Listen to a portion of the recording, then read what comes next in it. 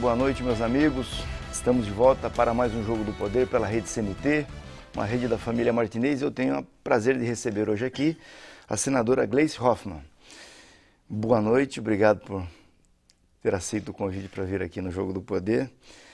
E eu queria iniciar o programa falando de um tema que eu reputo bem interessante agora, que pegou um pouco do final do segundo turno e também foi para o terceiro turno, vamos dizer assim, né?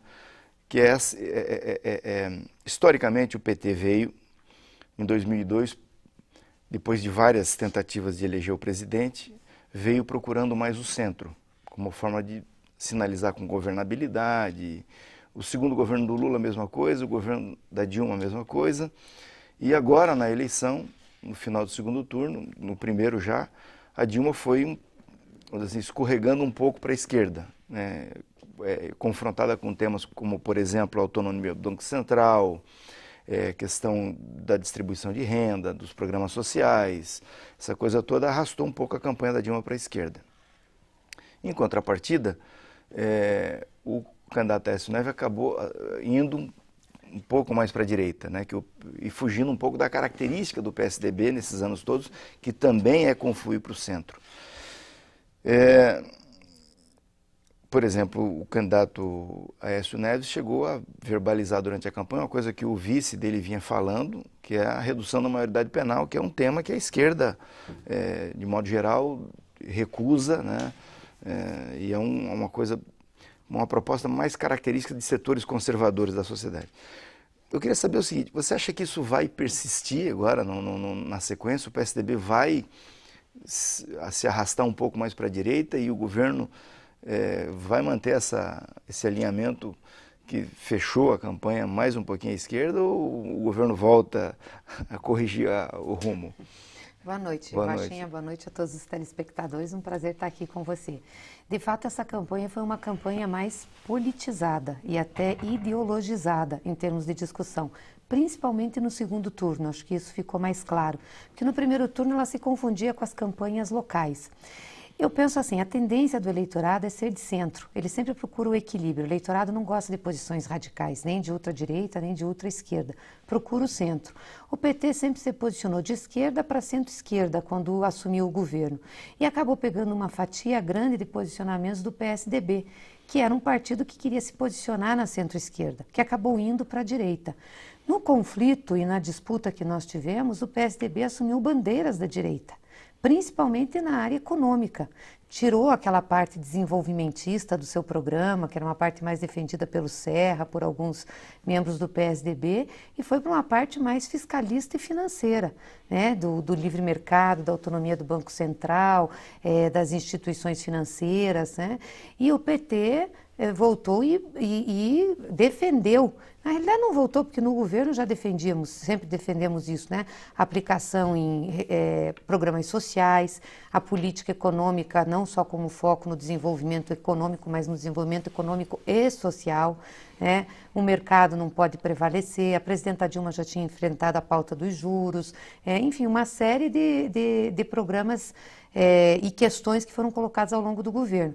Só que isso não foi feito um debate durante o governo, o debate veio para o processo eleitoral, né?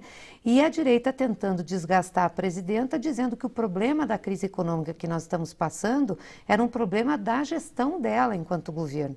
Ou seja, desconhecendo que o Brasil é um país que está inserido no mercado internacional, um país que está no mundo globalizado e que os seus principais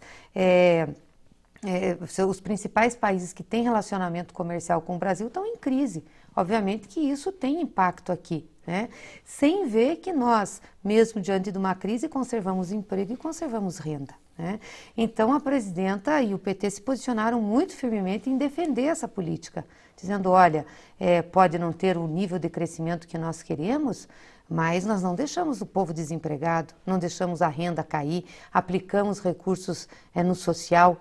O PIB não pode ser único e exclusivamente um indicador de riqueza de um país, até porque ele no tempo de um ano, ele mostra a velocidade da máquina, não necessariamente o resultado dela.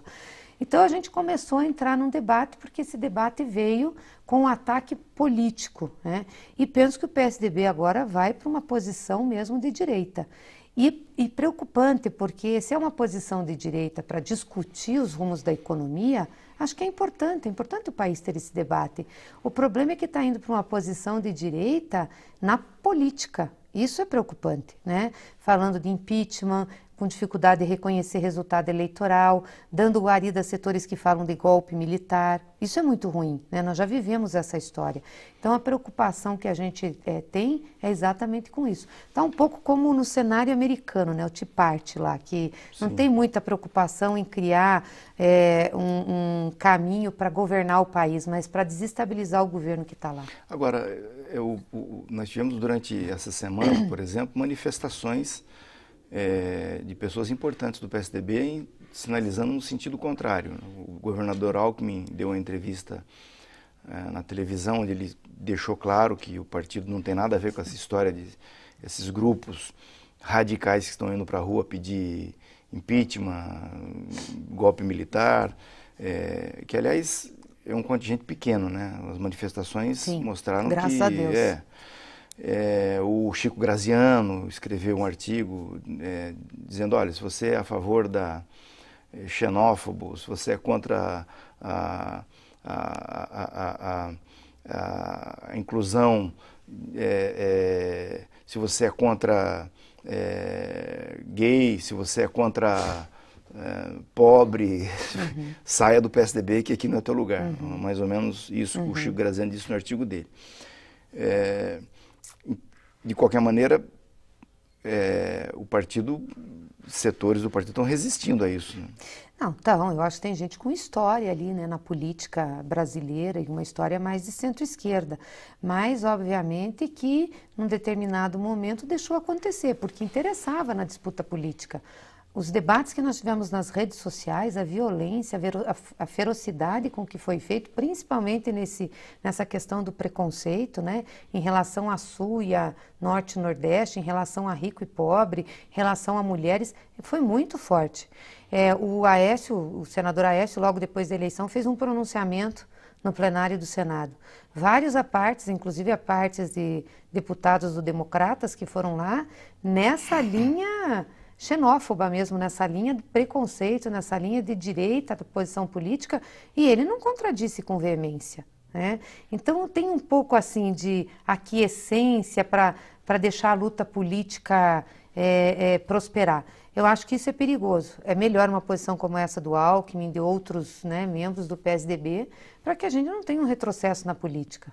Ok, vamos a um breve intervalo e voltamos em seguida para a sequência do Jogo do Poder de hoje com a senadora Gleice Hoffmann. Voltamos ao Jogo do Poder pela Rede CNT, hoje com a senadora Gleice Hoffmann. Bom, emendando a nossa conversa do primeiro bloco, eu quero saber o seguinte. O governo agora, terminada a eleição, anunciou uma mudança na lei de responsabilidade fiscal. Esse ato do governo significa uma sinalização absolutamente clara de que lado o governo está, né? Então nós temos no Brasil... vamos fazer uma coisa assim meio maniqueísta, né? Gente dizendo que o Brasil tem que cuidar das suas obrigações fiscais, manter o superávit primário, cumprir os rigores da lei de responsabilidade fiscal, e do outro lado, setores, tem um abaixo-assinado essa semana passada, de economistas, dentre eles Maria Conceição Tavares, Bresser Pereira, Beluso, dizendo que o governo tem que fugir desse senso comum, né, e seguir fazendo o que ele vinha fazendo, né? Ao invés de colocar os compromissos fiscais, a lei de responsabilidade fiscal, o equilíbrio das contas em primeiro lugar e a distribuição de renda em segundo lugar, eles vêm dizendo o seguinte: não, primeiro é a distribuição de renda, a economia ela existe para fazer isso, né? E depois o restante. Isso vai marcar esse debate daqui para frente no Senado e no Congresso Nacional? Nós vamos ter um grande debate a esse respeito. Só um esclarecimento, não é uma mudança na lei de responsabilidade fiscal, é na LDO, na lei de diretrizes orçamentárias. Então, é uma lei anual, que ela não é fixa e que ela estabelece quanto a gente vai fazer de primário. O que é primário? É o total de receitas menos despesas, tirado o que você paga de dívida. Só embutido os serviços, juros. Então, isso é primário. E a gente diz a cada ano quanto vai fazer de economia para pagar mais juros ou pagar o principal da dívida.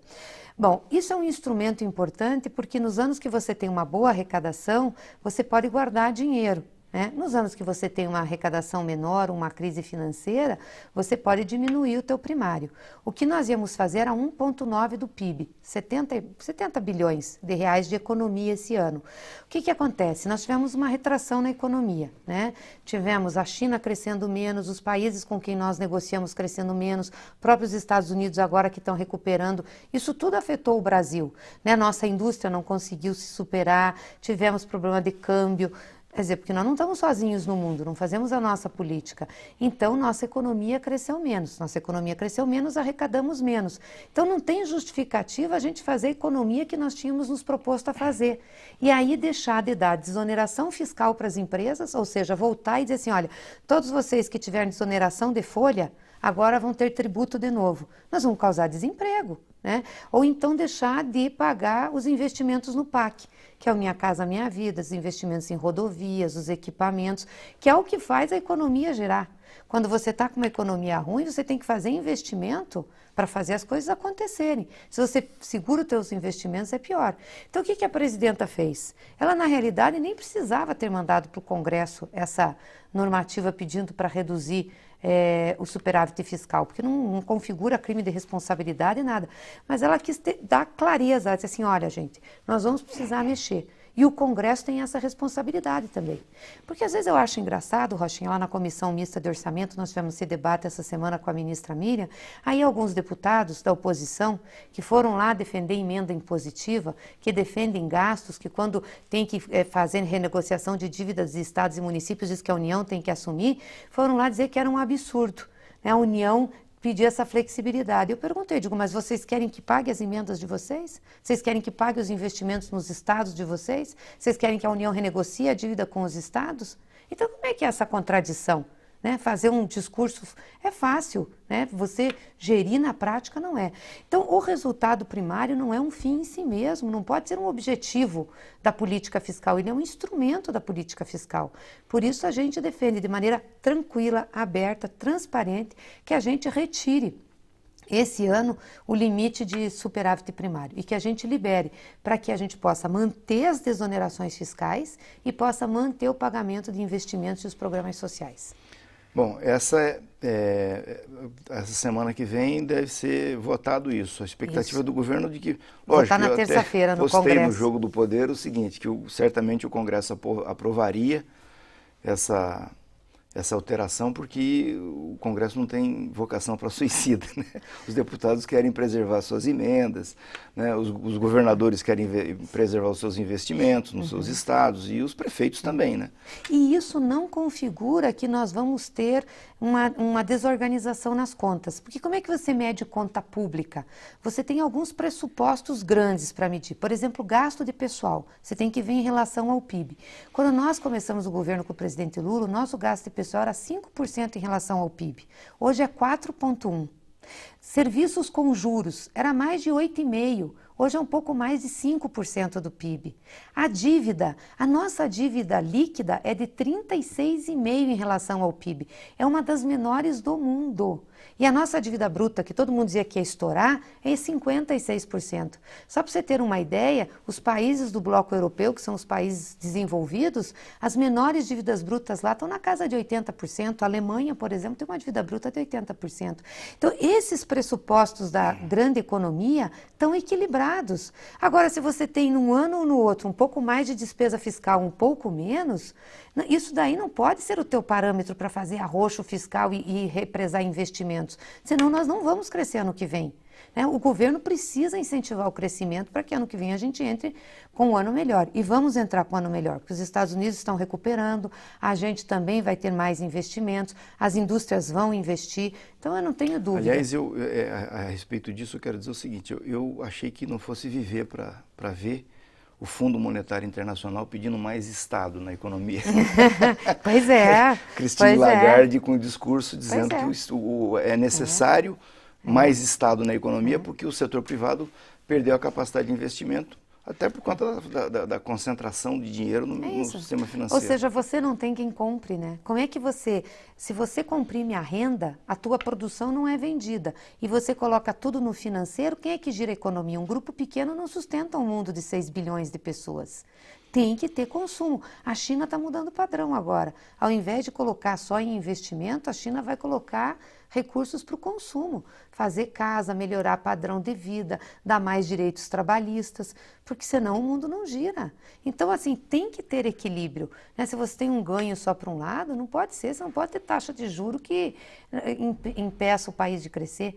As nossas empresas, né, a nossa indústria, que devia ser produtiva, estava aplicando no mercado financeiro. Quando a gente deu a desoneração de folha, que melhorou muito a situação das empresas, não pagar imposto sobre a folha e por faturamento, na realidade elas tiveram que fazer um equilíbrio de caixa, porque elas estavam ganhando também com operação no mercado financeiro.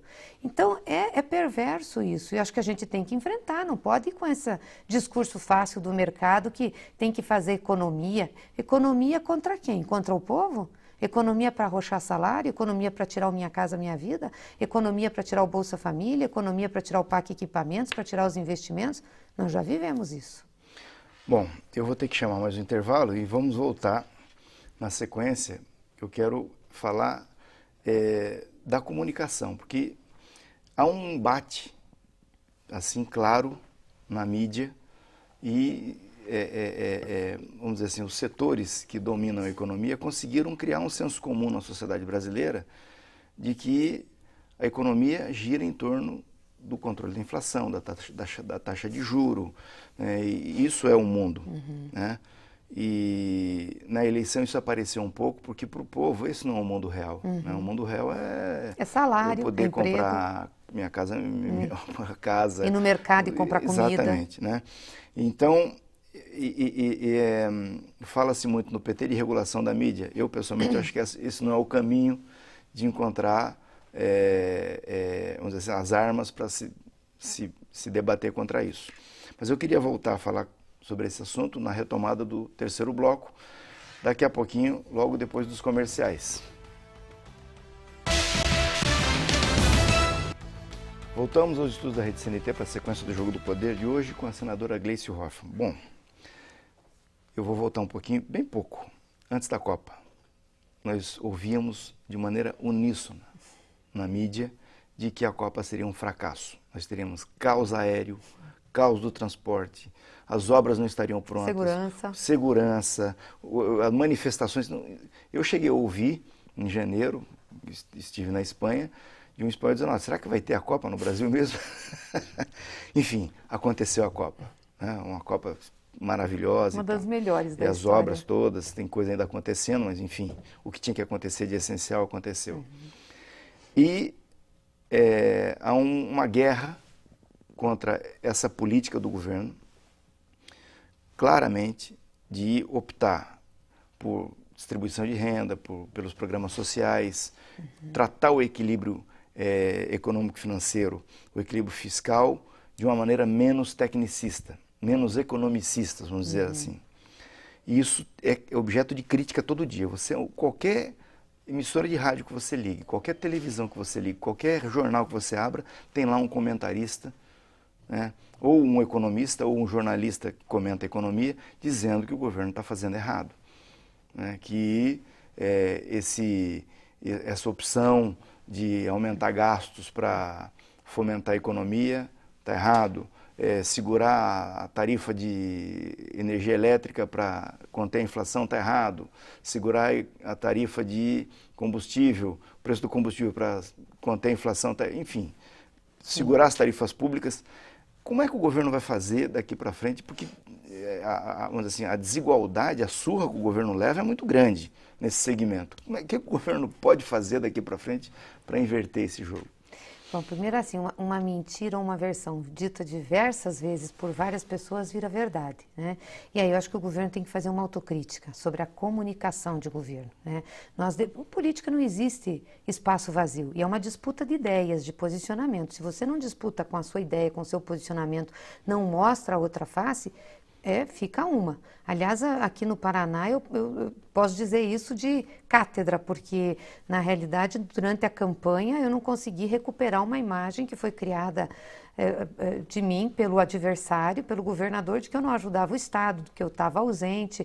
De fato, eu não fiz um debate na política durante o tempo que eu fiquei na Casa Civil. Eu achava que não era o correto fazer, porque eu estava ali representando a presidenta Dilma, e se viesse com um embate aqui, poderia ser caracterizado a utilização do Estado, do governo, enfim.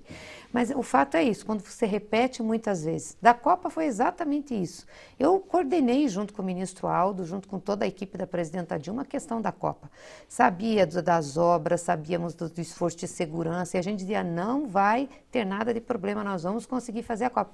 Mas não adiantava, porque todos os comentaristas, todo mundo que importava para a imprensa, todo mundo que falava na mídia falava mal.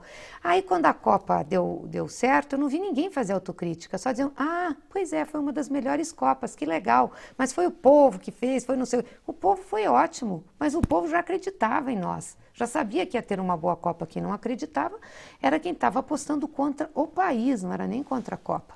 E nessa questão da economia é a mesma coisa.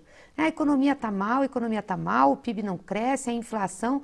Eu acho que o melhor indicador de economia é saber como é que o povo está vivendo. Que nós tivemos pico de preço, nós tivemos. Que nós tivemos alguns momentos de uma inflação um pouco maior, nós tivemos. Mas em nenhuma situação em que impedisse a população de ir para o supermercado, continuar comprando carne, continuar comendo iogurte, biscoito, ou seja, coisas que num tempo atrás era impossível de se ter. Viajando de avião. Viajando de avião. Nossa, os aviões estão cheios, né? Então, quer dizer, por que a população olhou para a presidenta, apesar de a gente ter tido falhas na comunicação durante o governo, não fizemos a disputa, deixamos colar no governo que estava sendo mal conduzida a política econômica, que a presidenta não tinha competência, enfim... Deixamos isso colar, não fizemos a disputa. Por que o povo votou na presidenta, a maioria? Porque na hora da campanha foi mostrado para o povo que o que ele estava vivendo, e ele sentiu isso também, não era a realidade do que estavam falando. Tinha emprego, tinha renda, tinha programas sociais, tinha comida. Então, isso tudo fez diferença, né? As pessoas tinham acesso a bens, a casa, a carro, né? Muitas vezes se valeram da inexperiência ou da falta de informação da juventude para criar na cabeça da juventude uma situação de oposição. Teve amigo meu, companheiro, que tem filho do ProUni, que o filho chegou em casa e disse assim, eu não vou votar no governo da Dilma porque sou contra a Bolsa Família, sou contra os programas sociais. Aí o pai virou e disse assim, mas você está fazendo universidade pelo ProUni, é um programa social, injeção na veia de dinheiro público numa faculdade privada. Aí que ele se tocou e começou a analisar. Então, quer dizer, ou seja, nós não fizemos essa discussão e essa disputa. Eu espero, sinceramente, que agora a gente faça, tanto no Congresso Nacional, faça na mídia, coloque pessoas que possam fazer a discussão. Eu também sou contra o controle da mídia, não contra o controle econômico, porque nós não podemos ter oligopólios, né? Concentração de mídia. Eu acho que qualquer situação de concentração econômica o Estado tem que entrar regulando. Agora, de conteúdo, jamais. Mas nós temos que disputar o conteúdo. E disputamos agora no processo eleitoral. Por que nós não podemos disputar depois? As mídias sociais, as redes, né? Ter gente que fale de forma diferente. Não é possível que nós só tenhamos comentaristas na área da economia que pensem como os que estão falando agora. Não é verdade. Por que a gente não pode colocar outros economistas fazendo o debate, que pensam diferente? Volto a repetir, o PIB não pode ser o único indicador de riqueza. Não pode ser. Te dá um exemplo. O PIB cresce quando você vende remédio e quando você faz muito hospital. Mas quando você faz política preventiva, o teu PIB não cresce. Pode até diminuir. Então, são coisas que nós temos que começar a colocar na discussão econômica. Quais são os outros indicadores de economia e de riqueza que fazem a diferença para a vida da população? Bom, a sua volta para o Senado é definitiva. Fica no Senado. Fico no Senado. Vai fazer o embate, o bom embate o bom no combate. Senado, o bom combate no Senado. Há alguma hipótese de você voltar para o governo? Não, nenhuma hipótese. Eu fico no Senado da República. Isso já era antes até de eu ser candidata aqui, já tinha conversado com a presidenta.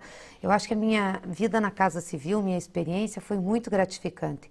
Até porque, Rochinha, ser ministra-chefe da Casa Civil, estar na antessala da presidenta, servir ao país, é algo de muito orgulho e muita honra. E acho que ajudei a presidenta, mas também aprendi muito ali. Mas, obviamente, que é um cargo interno de governo, não é um cargo da política. Ou seja, você não está em evidência o tempo inteiro, não era para isso que a presidenta pediu para que eu fosse, ela pediu para a gente fazer o trabalho interno, organizar as coisas, monitorar o programa, organizar a Copa, organizar o processo de concessões, organizar o Mais Médicos, todos os programas que eu participei ativamente, né, coordenando as equipes de governo. Mas não era um ministério de fazer embate político, né, e ela tinha essa visão também. Então, eu trabalhei como tinha que trabalhar.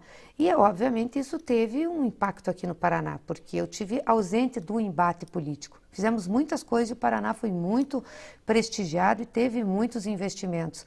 Mas como a gente não faz um embate político, a outra versão venceu. Então eu quero estar no Senado, eu quero fazer um embate político, eu quero mostrar o que o nosso governo fez, fazer o debate. Acho que nós vamos ter um Senado bem mais qualificado na oposição, né? Vai ter lá pessoas como o ex-ministro José Serra, né? A gente diverge, mas é capacitadíssimo, tenho certeza que vai elevar muito o nível.